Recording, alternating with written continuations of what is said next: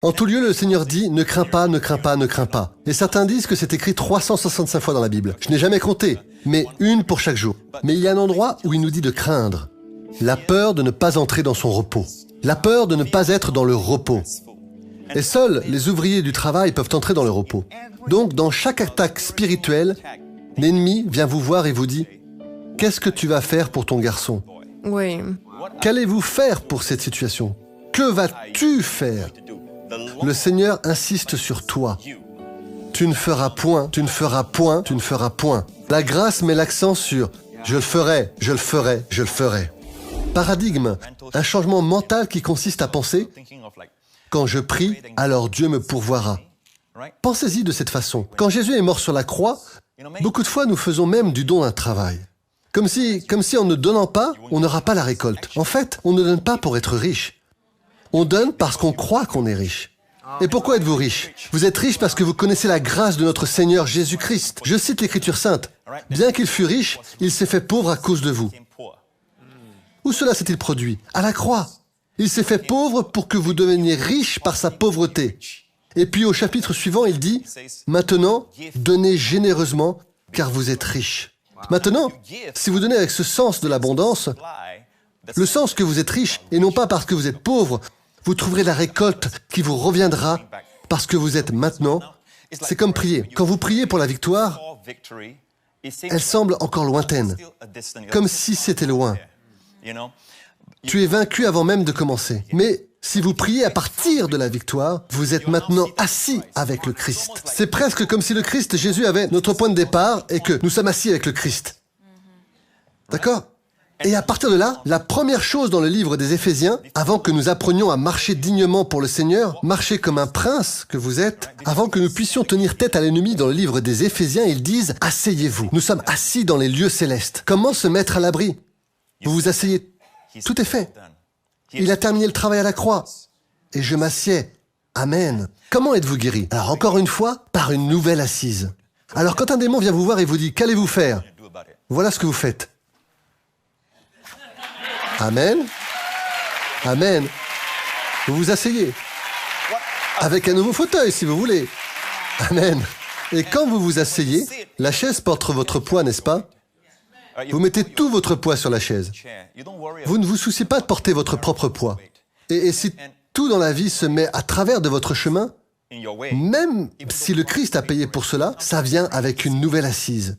Je veux dire, quand vous apprenez à vous asseoir, je me souviens que lorsque mon équipe est allée là-bas pour chercher un endroit pour notre communauté croissante, nous avons besoin d'un plus grand bâtiment et tout ça, et je me souviens leur avoir dit, les gars, travaillez dans le repos, pas dans le stress.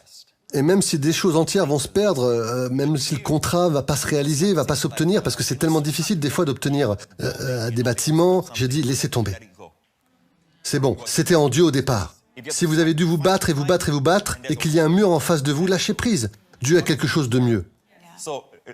Alors je leur dis ça. Et ils ont fait quelques offres que nous pensions être bonnes, mais ils ont toujours eu un mur devant eux. On dit juste, ok, lâchons prise. D'accord, jusqu'à ce que nous ayons rencontré l'endroit, maintenant, ce Star Performance Art Center de 400 millions de dollars à Singapour, qui est un centre artistique et culturel primé, quand il est arrivé sur notre chemin, imaginez le budget que je dois gérer en tant que pasteur.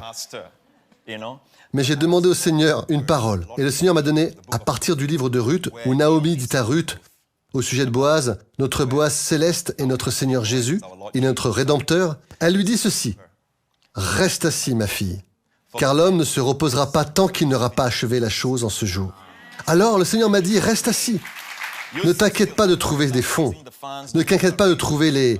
Reste tranquille, jusqu'à ce que tu saches comment l'homme va agir. » En d'autres termes, quand vous restez assis, il agit. Quand vous agissez, il reste assis. Amen. Je veux qu'il agisse. Je ne veux pas agir moi-même. Alors je ne sais pas. Quand je regarde en arrière et que je vois un bâtiment de 400 millions de dollars, je veux dire, c'est fou. Maintenant, je frémis quand j'y pense. Et comment l'argent est venu et comment le Seigneur a béni. Et honnêtement, nous n'avons pas de dimanche avec des levées de fonds miraculeuses, comme nous l'appelons. Nous n'avons levé que 4 années sur les 5. Et pourtant, la provision est arrivée. Je dis aux pasteurs, aux dirigeants et à tous les autres que la réponse n'est pas dans l'effort et la culpabilisation des gens, ni dans le fait de les gonfler et de leur demander d'en faire plus parce qu'ils sont dans la chair. Le secret est de se retirer et de se reposer. Quand vous vous reposez, vous n'êtes pas stressé. Quand vous vous reposez, vous êtes béni. Je pense que le diable a réussi à mettre cette graine dans le cœur des gens. Quand vous vous laissez aller, vous êtes irresponsable. Alors il arrive, qu'est-ce que tu vas faire? Qu'allez-vous faire? Maintenant, quand cela vient à vous, vous dites, rien. Il va s'en occuper. Il s'en occupe. Il s'en occupe. Chaque fois qu'il vient, qu'allez-vous faire pour ce problème? Il s'en occupe. Amen. Avoir cette attitude est la chose la plus responsable que vous puissiez faire. Ceci est arrivé. Il y avait un étudiant qui avait cru en Dieu pour les finances de ses études de théologie et tout le reste. Et il avait des difficultés financières. Alors ce qu'il a fait, c'est qu'il a entendu le message « Laisse Dieu le faire, laisse Dieu le faire ». Alors il a fait de son mieux. Il a mis sur 3 petites cartes le mot en anglais « Dieu »,« God »,« Let God »,« Laissez Dieu ». Il l'a mis en face de son lit. Et chaque nuit, il priait et disait « Laisse Dieu faire, laisse Dieu faire ». Et pourtant, l'approvisionnement ne venait pas. Alors un jour, il priait « Seigneur, j'essaie de mon mieux de te laisser faire, mais rien ne se passe. » La fenêtre était ouverte et le vent a soufflé dans la pièce. Elle a fait tomber une carte, la lettre D de God est tombée. Et ça disait donc « Laisse-toi aller, let go ». Et c'est vrai, la provision coule. Vous savez ce qui est drôle? C'est que vous entendez toujours dire que Dieu attend la 11e heure pour agir. Et je pense que c'est dans nos esprits parce que je pense que nous efforçons de faire tout ce que nous pouvons faire jusqu'à ce qu'il n'y ait plus rien à faire pour nous. Et puis Dieu arrive.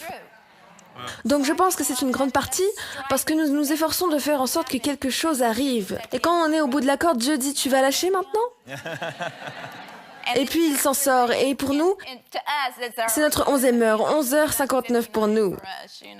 Shalom, j'espère que vous avez aimé cette vidéo. Abonnez-vous pour ne pas rater nos programmes. Merci de faire partie de notre famille TBN. Que Dieu vous bénisse. Shalom de Jérusalem.